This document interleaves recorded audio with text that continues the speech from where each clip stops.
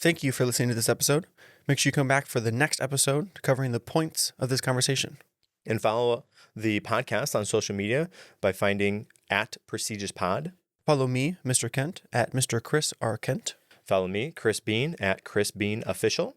Join our Discord for exclusive content and personal interactions. And if you'd like to be coached on how to live a more prestigious life, you can reach out to me, Chris Beane, on one of my social media platforms, or by emailing the podcast directly at prestigiousInitiative@gmail.com. Lastly, sign up for our newsletter either through social media or on our website. This is the Prestigious Initiative. Welcome. I'm Chris Beane, and here with me is Chris Kent. Hello, Mr. Kent. Hello, sir. Today joining us, we have Ms. Kay Hill, entrepreneur, author, thought leader. Jennifer, thank you for being here. Yeah, thank you so much for having me, Chris. It's a pleasure to meet you both. Jennifer, can you tell us a little bit about what brought you here today? A dear friend of mine, Jocelyn Herman Saccio, had recommended your show to me. She was an incredible thought leader, mentor, and dear friend of mine who I'm actually seeing tomorrow for dinner in Paris. And she had recommended your show to me. And I've been involved in the podcasting world and TVs and all that sort of stuff for a couple decades now, on and off.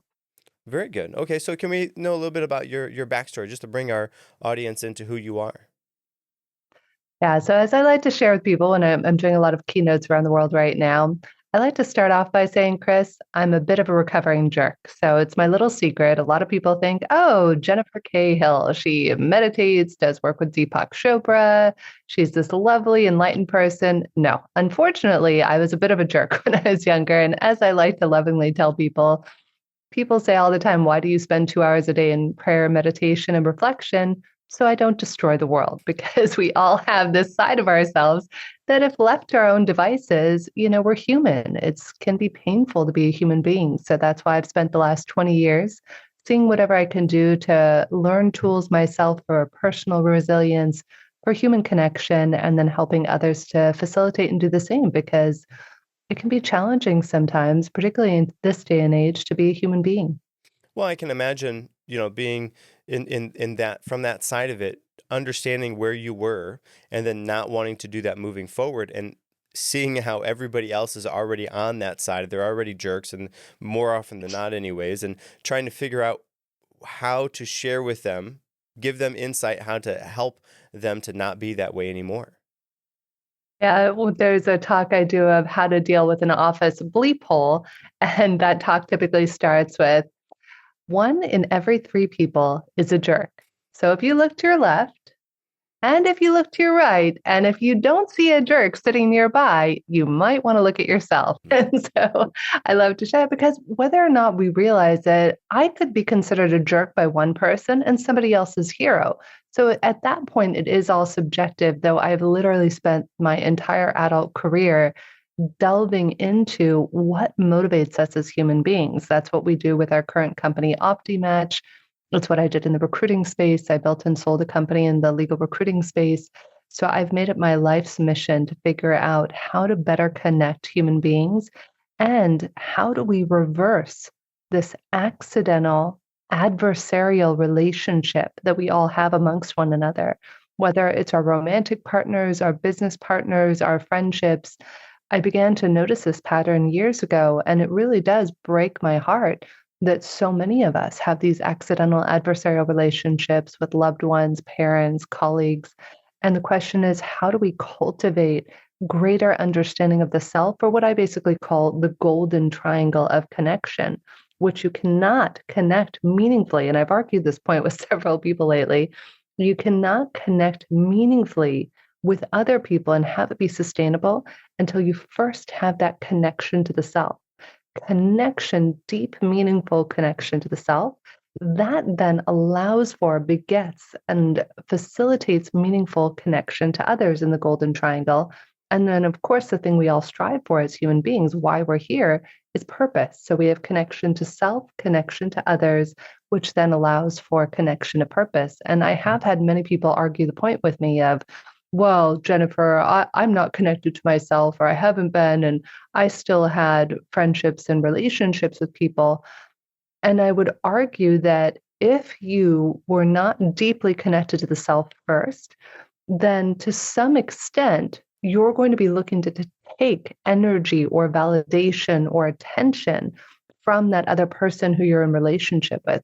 Because it's only when we evolve to a higher level of consciousness, for lack of a better word, that connection to ourselves just naturally allows people to flow in our lives, where sometimes we might inadvertently make a business contact, a friendship, or a romantic relationship where even though it seems symbiotic, at some level we're trying to take energy. And the more we evolve the connection to the self, the lower that need for taking energy from others comes. Does that make sense, Chris? Yeah, and I would absolutely agree with that, because it seems like, you think about all the stress that you go on through the day, and that's like baggage that you're carrying, and as soon as you can, it's almost like you're trying to throw that onto somebody else, because you have all this weight that you're trying to bear with you, and you don't want to, so you throw it onto somebody else. But if you can go through those suitcases and find out what's actually in there, then you don't need most of it. You're not carrying all that baggage around with you. That way you're not dumping it on the nearest person as you talk to them. Oh, I love that. That's such a beautiful analogy you just came up with, Chris. And I was out with somebody in the last few days, and we were talking about bullies. And this person said, I had this person who really bullied me when I was younger, and we lost touch. And it really caused me years of PTSD and heartache. And one day he tracked me down on Facebook and he just started a random conversation. And I brought up the fact that he had bullied me, I meaning this person who was sharing the story with me. I brought up the fact that he had bullied me and he didn't remember it. And he said he blocked out most of that period because he was being beat so heavily by his own father. And he deeply apologized to the person. So, to your point, whether it's a metaphorical beating, a physical beating, we all have our own emotional baggage. And could we unpack it so we're not hauling it around, throwing it at on top of other people?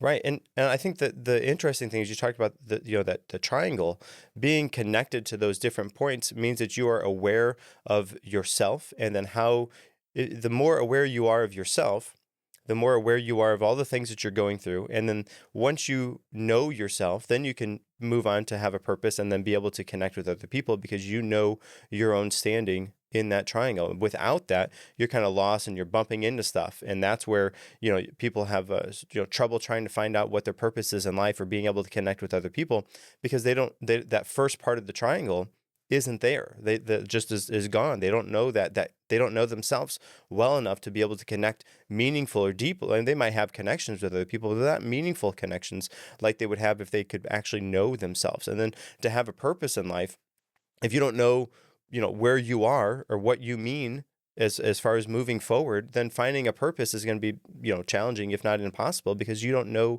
yourself first. So that I think that is absolutely true. Very, very profound. Yeah, the more we evolve, the more you get these profound messages. I'm a big fan of many things, including plant medicine. And I always joke with people that the biggest, most profound wisdom I've ever received has just been either sitting around or meditating and dead sober. It's you can go on these arduous journeys of self-discovery. Though really my greatest wisdom that's been given to me by my teachers, and that I would encourage your listeners or viewers, is to sit quietly with yourself. It's in that stillness, in that deep, deep quiet, that the higher levels of resonance, frequency, understanding of self, others, and purpose really begins to emerge, because we're bombarded, Chris, by noise. And that noise, if any of you may have remember, I was an 80s baby myself. So, that static, back when your TV used to get all staticky and the antenna wasn't just right. So many of us are walking through life in the field of endless static. And it's only when we stop and we pause that, when we're in resonance and coherence, that all of a sudden the noise and that static ceases, and we can see clearly and hear clearly for perhaps what might be the first time in our adult lives. If we're lucky enough to reach that as an adult. Some young people do get there earlier, and good for you. That's amazing. Though I would suggest that it would be challenging to listen to the self, to listen to others, and to listen for your purpose, unless you do devote, even if it's just a minute a day. We're just bombarded by noise, the noise of media, the noise of TV and so many things. Don't get me wrong, I love to watch a movie here and there myself, yet I haven't watched the news for 6 years, and I just trust that any urgent news will come to me through a trusted resource. though I don't allow myself to get distracted, because when we do have a higher calling or purpose, it's that single focus towards that thing that you know can impact really larger groups of people, that we need to have that single focus, almost like a racehorse that has the blinders on, says, this is what I'm here to do. And yes, there might be horrific things going on in the world that I do need to be aware of, and you do become made aware of them. Though the idea is that, can we, number one, be quiet? Number two, identify what our meaning and purpose is.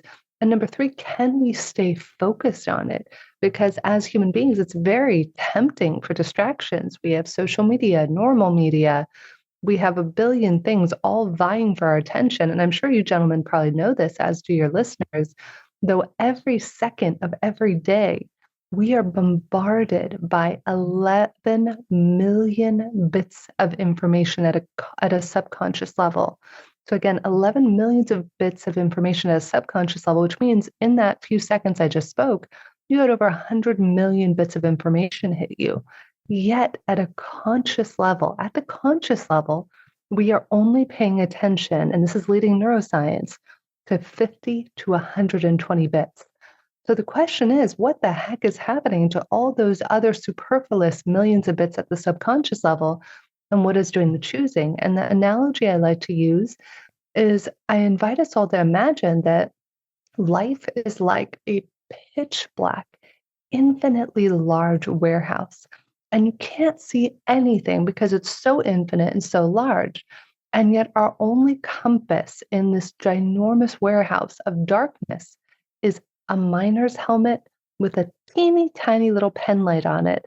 And that pen light is like those 50 to 120 bits of information at a conscious level, that out of all the millions and billions and trillions of bits of information we could be looking at, we're only going to look at what it is we're looking for. And I use this all the time when I'm doing trainings with CEOs and companies. I was trained this myself. I had somebody I almost fired who wound up being the best executive at our company. And it's because I was looking for her to be a disappointment. I was looking for those 50 to 120 bits to validate my point of view. I invite us all, what would life be like if we looked for the good in ourselves and other people? Well, okay, so a couple of things I want to go through for that. So you talked about the opportunity to sit quiet and sit peacefully, and then allow yourself to focus on one thing. And you talked about too that being able to sit quietly, you've had lots of revelations, and that idea of coming up with those revelations, sitting quietly, not necessarily thinking about any one thing, but having those ideas come to you, and then that opportunity to think about the subconscious. Your subconscious, while, like you said, it's taking in all of this information. Consciously, we're not aware of over 90% of it or whatever, but it's there, and our mind is doing it. And being able to sit quietly, you have that subconscious mind is doing background processing as you are there focusing on nothing, trying to ward everything out. But your background mind can't do that. The subconscious isn't able to sit quietly like that. It always has to go. It's always taking in that information.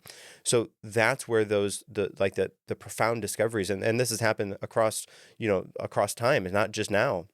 The great discoveries of time have come not from people who are thinking critically in the moment on it, but there'll be a thought that happens to them in the shower, they're on a walk or something. That's where that subconscious mind will bring that idea up to them. And so being able to think about, like you said, being in that gigantic warehouse, the infinitely large dark warehouse, and you have that little miner's flashlight on your helmet. That's the only thing you can see, but all of this other stuff is there. We just can't see it. And until we aim in that direction, then we start to see the things that we're looking for, because that's where that's where the aim is. Exactly. It's the observer principle. It's been scientifically proven, is that the mere fact that when we observe something, the thing itself changes, right? It's science 101. And so what if we could observe things? I'm going to give you an interesting exercise that was taught to me in a thought leader group I was in a few years ago.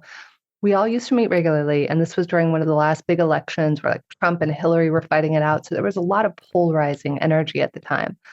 And we're encouraged to do this exercise for the 6 months that we're all going to be meeting in this mastermind every few weeks.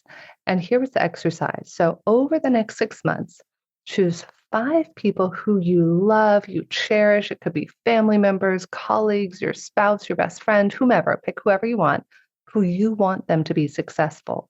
And your only goal over the next 5 months, whenever you get a text from them, whenever you're on a call, whenever you spend time with them, is to listen for their greatness, to listen for their success. Most of us are like, okay, easy, done, no problem, right? Great. So then you choose your number 6 person. The number 6 person is somebody you don't personally know. Maybe it's somebody who listens to your show and they just love you guys and the wisdom you share, but they don't know you personally. And their only goal every time they listen to the show is to listen for your greatness, to listen for you guys to have miracles and great achievements in your life. Cool, right? Now, the fun part of this is called the 7-person exercise. The number 7 person is the person. Now, I'm sure none of us have this person, but let's say hypothetically you might. The person you wish would fall off a cliff, right? You're like that person.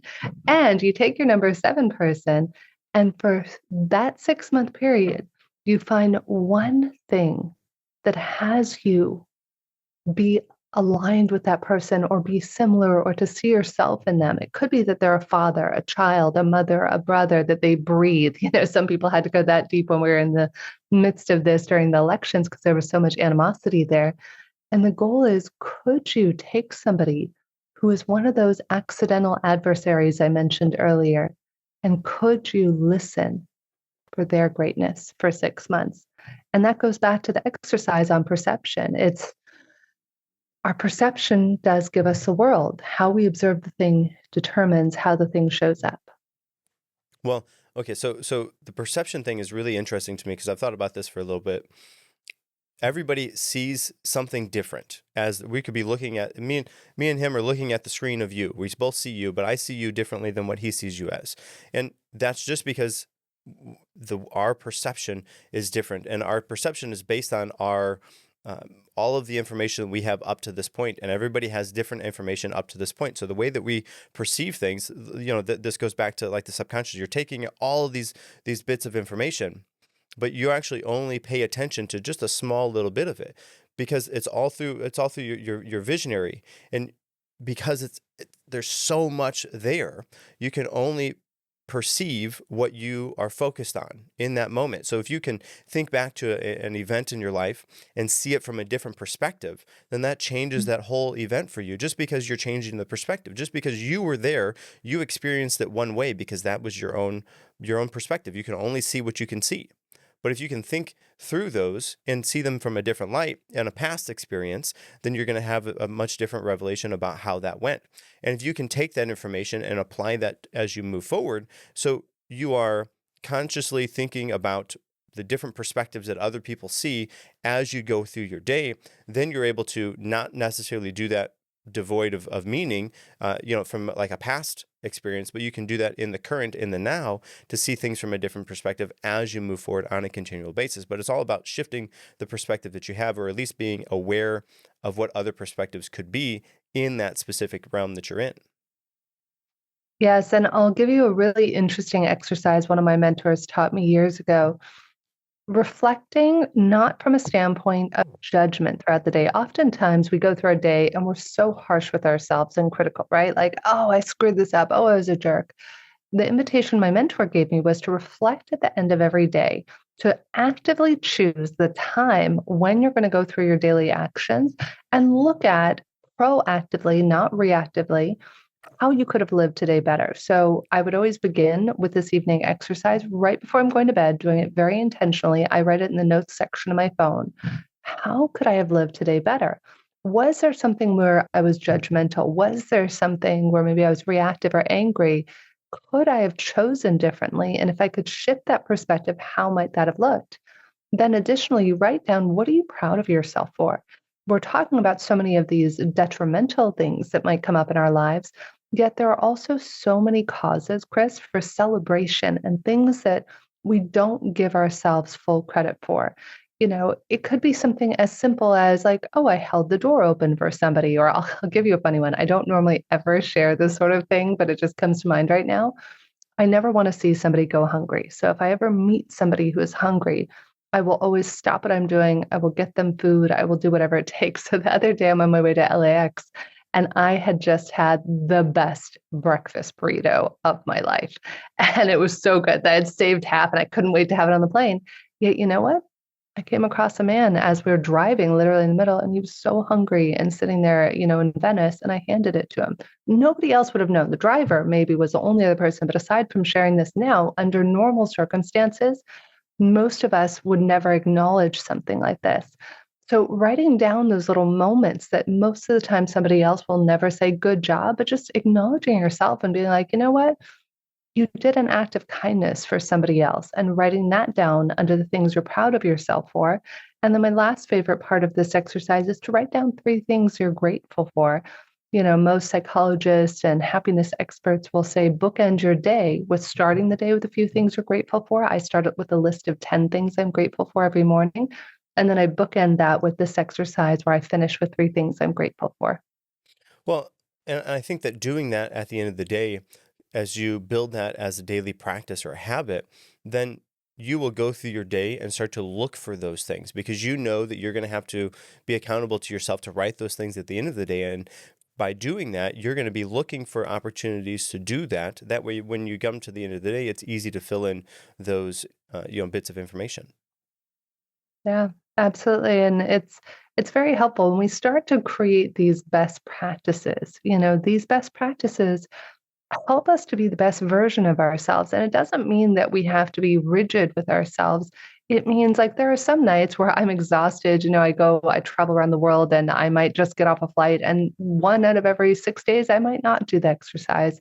The idea, though, is to have the intention to hold the exercise or whatever it is, from the gratitude list to the reflection list at night, and to do the very best we can every day. And that was in a plant medicine journey I had. That was the most profound wisdom I've received in a plant medicine context. And that was that we're all doing the best we can in every moment. And that includes you. And that's my mantra. And sometimes if I'm really frustrated by something, my husband will remind me and he'll say, my love, do you think that person was doing the best they could? And I'm sitting there going, screw you. I should have never told you that. But it's a good reminder, because what if we could all just remember that we're doing the best we can? And so is everybody else. Now, you mentioned early on that you do 2 hours of mindfulness meditation or prayer. I'm curious, can you share a little bit more about that practice that you have?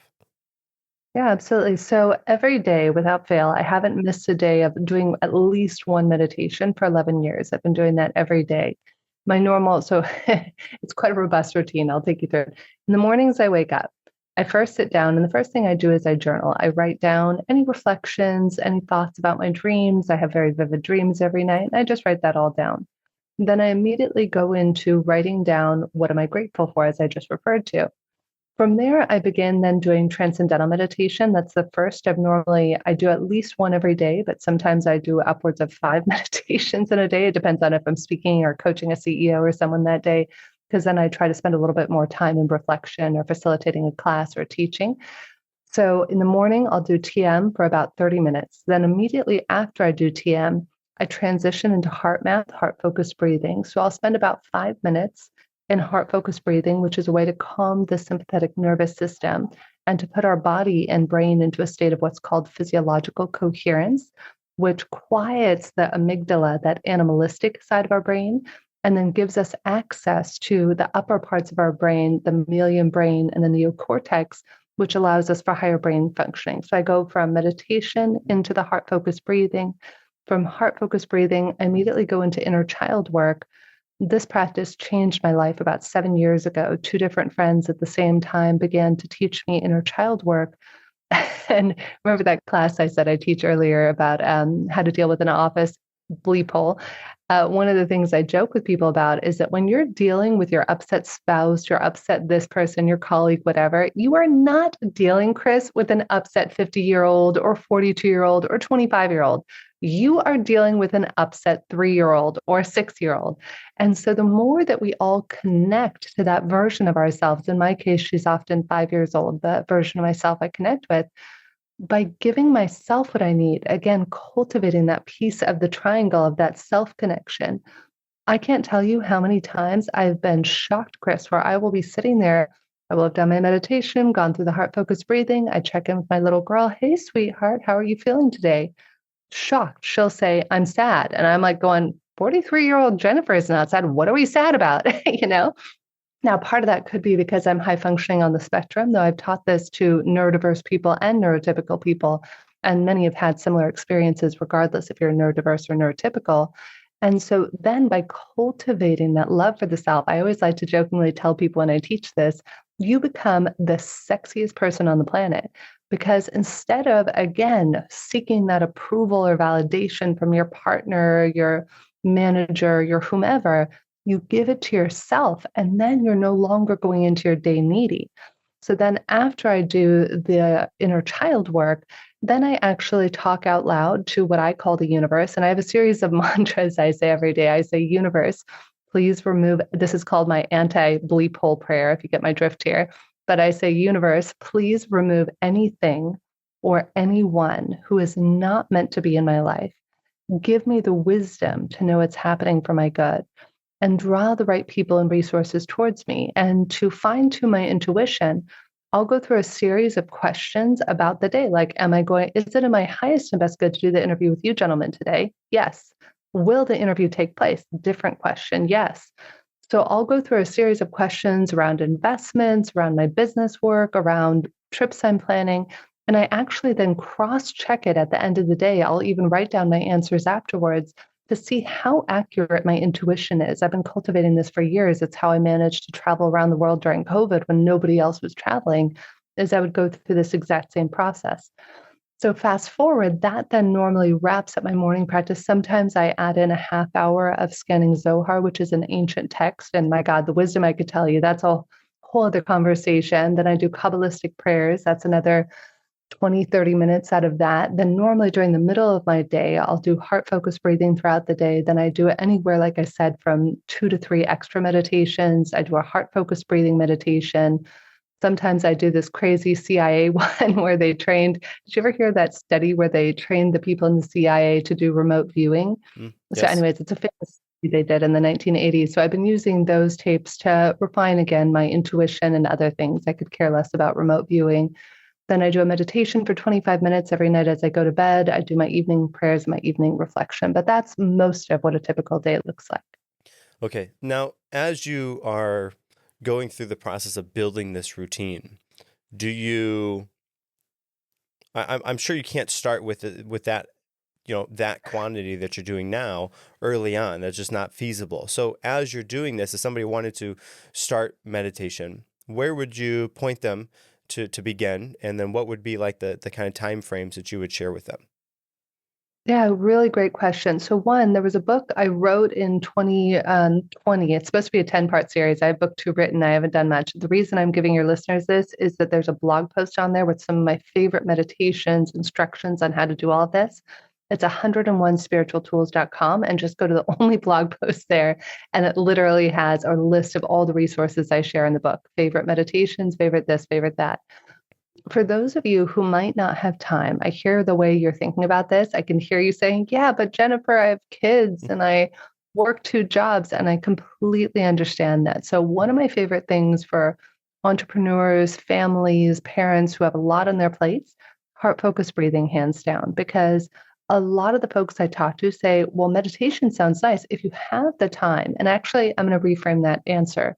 If you choose to make the time, meditation would probably be my first recommendation of how to start to build your practice. So let's imagine that maybe you're somebody who does have a couple of kids and a job, or for whatever reason your time is stretched thin. Then I would say I would default to heart-focused breathing by HeartMath, because once you've learned heart-focused breathing, you can literally do it in the moment with your eyes open. It doesn't require you sitting on a couch with your eyes closed, meditating. Heart-focused breathing has many of the same benefits, if not more, than meditation does. It's been scientifically validated for 40 years. My friend is the head scientist there, Dr. Roland McCready. Tons of free information on how to do it, where to do it. And it's so simple, and yet physiologically quiets that amygdala brain and gives us access to our higher functioning, and is amazing to use during the middle of conflict. So, for example, if you were to learn heart-focused breathing, I encourage all my clients, When you walk through a doorway, use that as a catalyst to drop into it, and then it becomes second nature. So whether you're walking the dog, cooking dinner, driving to work, whatever it might be, you can use all of those to do heart-focused breathing with your eyes open. And then again, be putting yourself in a state of physiological coherence, which is just going to help everything in that connection to self. Okay. So I've tried to start a practice for meditation. And I've done this a couple different ways over time. And most recently, I've done where I sit and I try to focus on my breathing. And I do this early in the morning because I do have kids, and that's my time that I've carved out to find time for this, to make the time for this. Although I keep trying, I try it and I keep trying, or I keep falling asleep. What do you have any suggestions to ward against that? I think your body is just telling you you're exhausted. Like for me, for example, sometimes when I just did my second meditation of the day. I'm in Paris, I'm a tiny bit jet lagged, and I totally fell asleep during the CIA meditation thing. And it's like when I are you doing it sitting down or are you doing it laying down? How are you doing it? I've tried both and I've fallen asleep both ways. Wow, I'm envious of your ability to fall asleep, Chris. I'm not gonna lie. You're like my husband. He like lays his head I'll lay my head on his shoulder for like 3 seconds, and all of a sudden he's like, I'm like, damn it. So with regards to that, I like TM. TM is my go-to do not miss. I've never once, I don't think, ever fallen asleep during TM because you're repeating a mantra to yourself. And even if you did get close to a level of sleep with TM, you're not going to fall asleep. You're actually going very deep. They give a really good scientific analogy of it when you learn the TM process. They give you a mantra that's aligned for you. So I've done just breath-focused breathing meditations, which is also great, and many other things. See if you can find a mantra that resonates with you, Chris, whether you ever decide to do TM or something else. I never used to be able to meditate. When I was 20 years old, I went to a dear friend of mine, Natalia, who was my masseuse at the time. I love massage. I've been getting a massage a week almost every year of my life, or every week of my life for 20 plus years now. And I'll always remember sitting at Natalia's house preparing for the massage. And she says, Jen, I want you to meditate for 30 seconds before the massage. It'll make it more enjoyable. And I gave her side eye and I was like, girl, you do not know how loud and noisy and busy it is in my head. I can't quiet my mind for 10 seconds. So I do really give major credit to transcendental meditation because I find it's very, very helpful to just have a mantra. And again, I've never personally fallen asleep. I haven't talked to many other TM practitioners who have fallen asleep either, though maybe just see if there's a mantra. There's so many that you could do. You could do Om, you could do any variety of mantras and see which one you follow, or you could also do guided meditations. On that list on the spiritual tools, 101spiritualtools.com, I think I have some of the favorite meditations up there, and Insight Timer is brilliant too. And maybe your body is just getting what it needs, Chris, to some extent. If your body really needs sleep, maybe that's what physiologically you need in that moment. Well, yeah. Well, thank you. I'll be sure to check those out and try to incorporate those into my practice as I move forward. Now, as you coach and you meet with your clients, you talked about being a CEO coach, you're sharing these things with them. My question is, what is their interaction with that? Because I can imagine, the typical CEO type person, they hear this information you're telling them, and I have to imagine that a certain percentage of them are not going to be very all in and believing it. So I'm sure that there's a little bit of a understanding that you have to share with them so they can understand that this is helpful and beneficial, not only to them, but also to their business. Well, I have a funny story for you about that. Actually, I am very lucky about all the CEOs I work with. Remember how I said earlier, Chris, one of my techniques like 10, 15 minutes ago, I say every day the anti-blank hole prayer. That is my anti-jerk prayer. And quite frankly, I find it's like a magnet. So I only attract the best, most wonderful CEOs to me who are going to be naturally aligned. I mean, if you Google me, it's hard to miss. Like if you're like, oh, hi, I want to work with Jennifer K. Hill and she's a CEO coach, Google my name and you're going to see spirituality, tools for resilience. I think that if I were speaking with somebody, I would honestly refer them to someone else if they weren't naturally aligned with it. And because of my bandwidth, because I'm also CEO of my own software company, OptiMatch, Om.app, And so I only have the bandwidth really at any given time to take on 5 CEO coaching clients because I do speaking around the world. I have my own podcast regarding consciousness. I travel the world. So my bandwidth is literally limited to 5 CEOs at a time. Like right now, I think I have one spot open that I could potentially fill because some of my CEOs don't need me every other week like I do for some of them. But it's, I've been very lucky just to naturally attract the right CEOs who are in alignment and they love it. In fact, I have to give one, I won't say names because I want to protect confidentiality, that one of the CEOs I work with out of Canada, he was telling me we're going through some of the tools like the anti-jerk prayer, and it was so sweet. He is so on top of it. He's like, Jen, I have that on my computer. I say it every day. So the CEO is just, I think secretly, Chris, the CEOs want this so badly that they need it. They know like their souls, for lack of a better word, are just begging to learn it. There's something new I've been teaching the CEOs I work with, which is called soul talking. And I have a lot of people asking me just to do regular classes on this.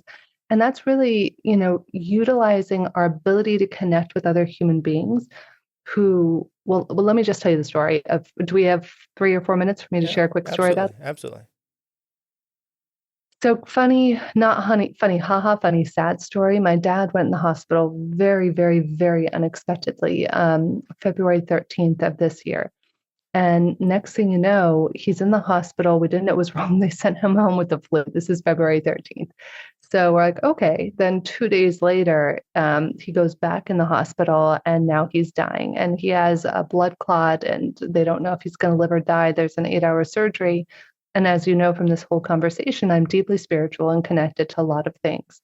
So I'm in a meditative state while we're sitting in the hospital waiting to see if my dad's going to get out of surgery. And I'm literally at the soul level. I call it soul talking, like connecting with my dad at the heart level and soul level, just saying, hey, Dad, do you want to live? And I'm kind of communicating and relaying all of this to my mom.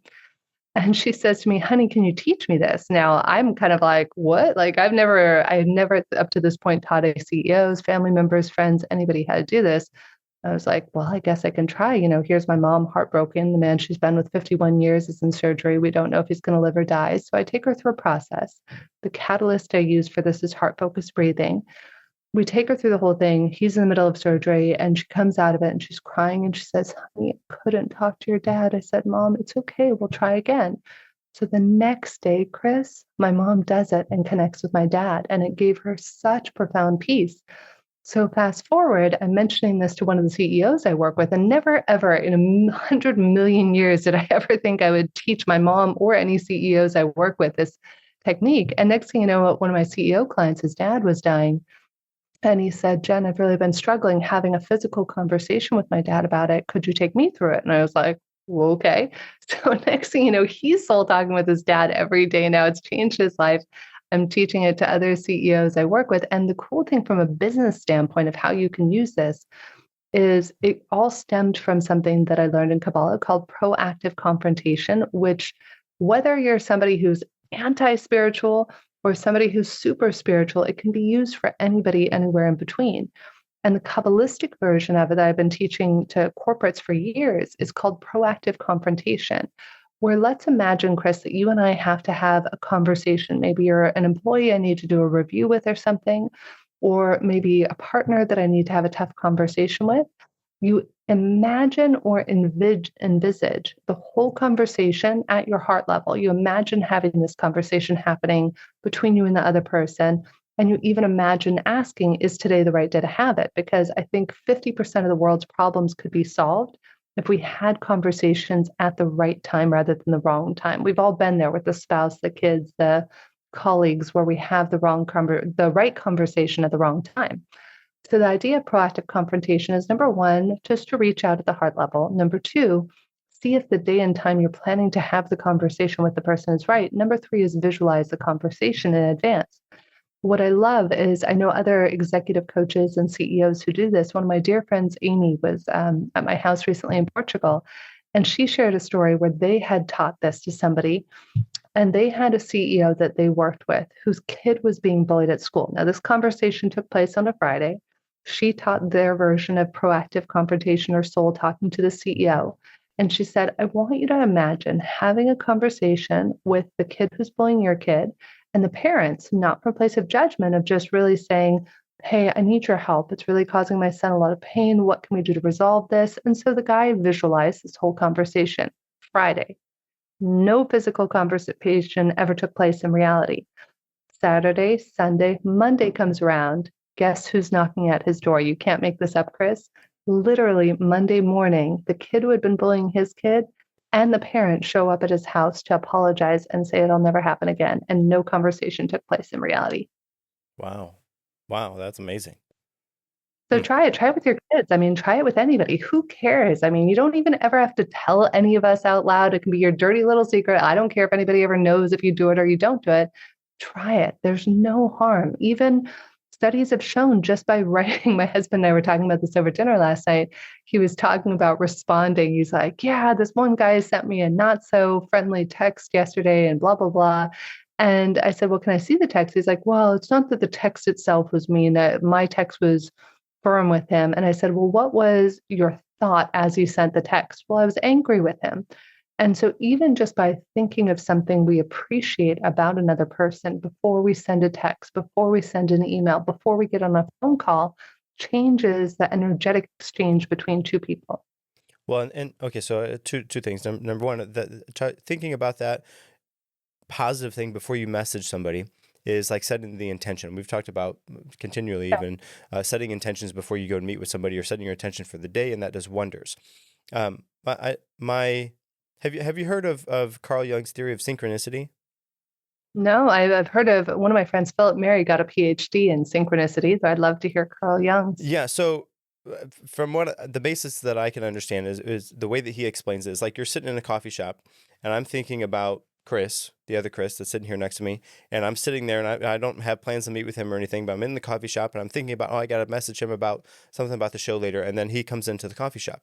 And so that idea of thinking about that and then that happening is a synchronicity. So if I think about something, or if I talk, like you're talking about doing that soul talk, and then having, that conversation through the universe, so to say, on a Friday, and then the handful of days later, the parents and the kid come up and say, "Hey, this is never going to happen again." That to me is a form of synchronicity, because they're thinking about it, they're setting it out into the world, into the universe, and then it's happening, it's manifesting on the other end. The interesting part is, on the way that I'm understanding what you're telling me, is not just is it happening and you're noticing it, but it's happening and you're strategically pulling the strings so that it can happen in a certain way because of the way that you're doing that practice. Yeah, absolutely. And you reminded me of another practice that I do as part of my daily overall practice that I didn't share. And that was years ago. So I already have this really robust practice. And one of the most genius people I've ever met, Dr. Todd Obakaitis, and I did an interview like 3 or 4 years ago. And he's like, Jennifer, I want you to add one more thing to your evening practice. I was like, really, Dr. Todd? I was like, I thought I had a pretty good one here. And he said, I invite you to write down, to your point, the moments of awe, synchronicity, and miracles every day that you experienced in your evening reflection. So he tells me this, and the first time, and I also set intentions. Again, I have so many practices. I literally have 183 tools I use for myself and for a CEO. So I use 30 or so of them every day, but not every single one of them. And one of the other things I do is intention setting. So 2 or 3 weeks after I have this conversation with Dr. Todd, I forgot about it. I was like, oh, I wonder what it would be like if I could set an intention to have 10 or more miracles happen today, and the wisdom to recognize and appreciate them. And I actually teach a class on this called Miracle Making 101 that we're just ending a year-long mastermind I've been doing with them. It's been insanely miraculous for everybody involved in it. And so fast forward, this first day I'm doing this a couple of years ago, I write down intention to receive 10 or more miracles, and my finger slipped, Chris. And I was writing on my iPhone and it wrote 19. So I went to delete the 9. I was like, wait a second. Who am I to deny the universe the pleasure of giving me 9 extra miracles? So I wrote down, to be able to receive 19 or more miracles today, and the wisdom to recognize and appreciate them. That day, I had probably 15 miracles by 9 a.m. I mean, huge ones. I was like checking into a 5-star hotel on the beach in Santa Monica. Check-in was at 4. I was like, oh, excuse me, would you mind if I checked in early today? Is there any possibility? Oh, Miss Hill, it's 8:30 a.m. Your room is available and we've upgraded you to a suite. Like literally like boom, boom, boom. So one of my practices now every day is that I write down my miracles. And this is what I train people in the miracle making class. I write down my miracles every day as they're happening, not just at night. Sometimes if I have a really busy day, I'll write them down in the evening. So I try to proactively write down all the miracles, because as I teach this class, you will never be able to appreciate, or again, to take it full circle back to that warehouse analogy in the miner's helmet, you will never be able to identify, appreciate, and receive the big miracles until you can first start to appreciate the little ones, because that's going to then redirect your attention. Right. And okay, so that's interesting. You went back to the miner's helmet in the warehouse, because I was exactly where I was going to go, because that's the things that you're focusing on. So if you write that thing down, I'm going to experience 10 or 19 miracles today, and then have the wisdom to be able to interpret those and understand those. All of that sets the intention, and it sets your focus for those things, so that when those things happen, then you're aware of those things, because you are aware of them, because you set that intention for before they even happened.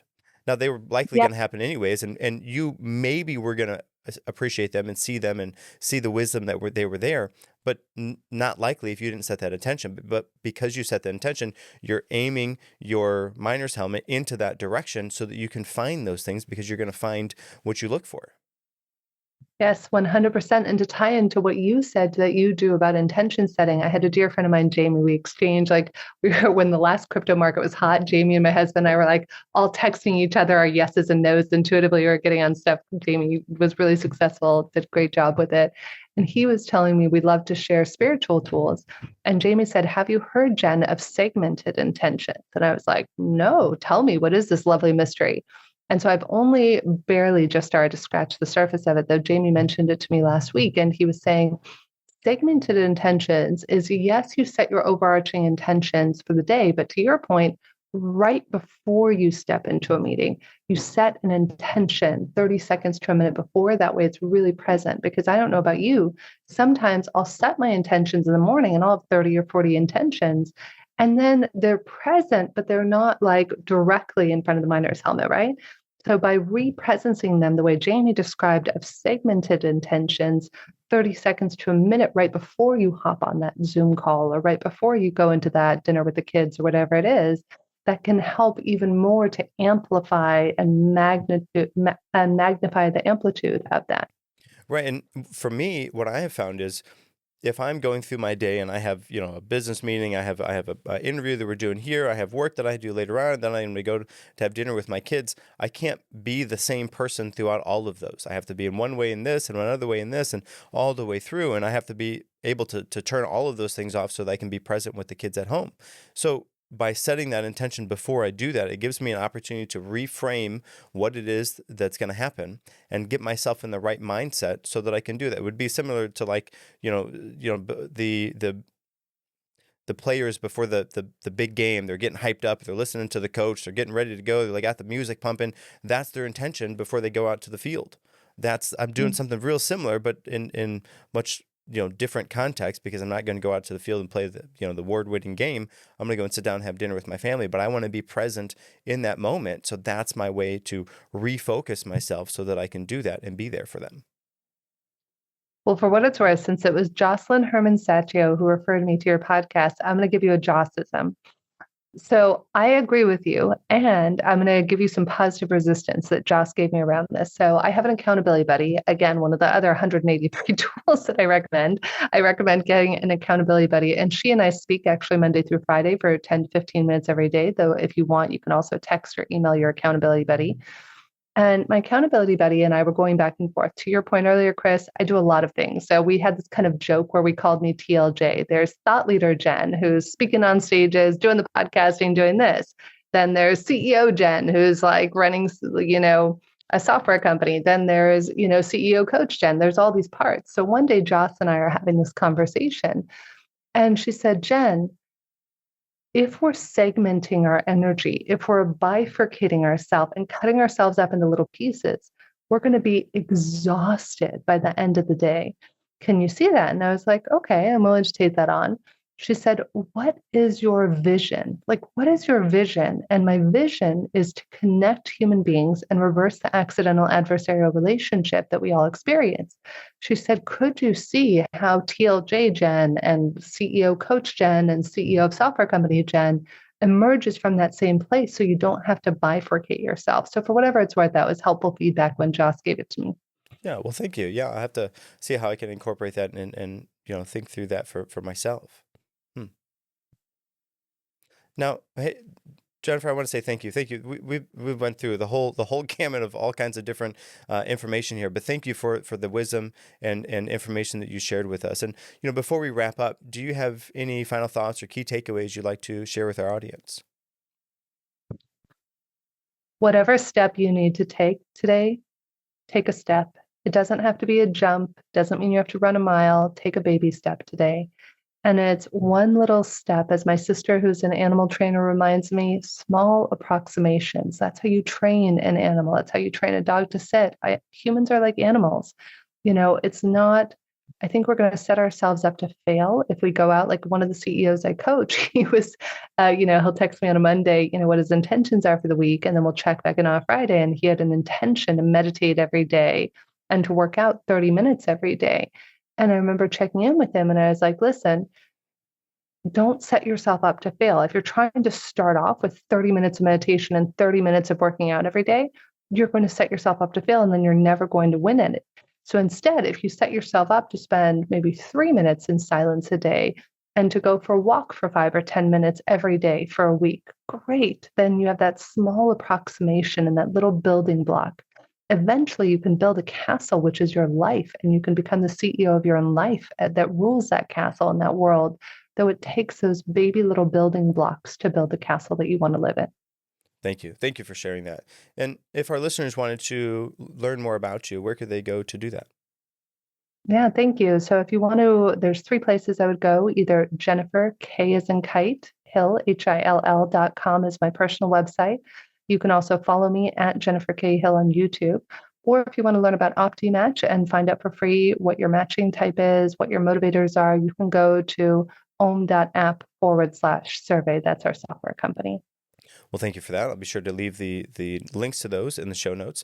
And listeners, remember, in a world filled with consistent change and uncertainty, the power of human connection remains a timeless force for creative, positive change and fostering collaboration.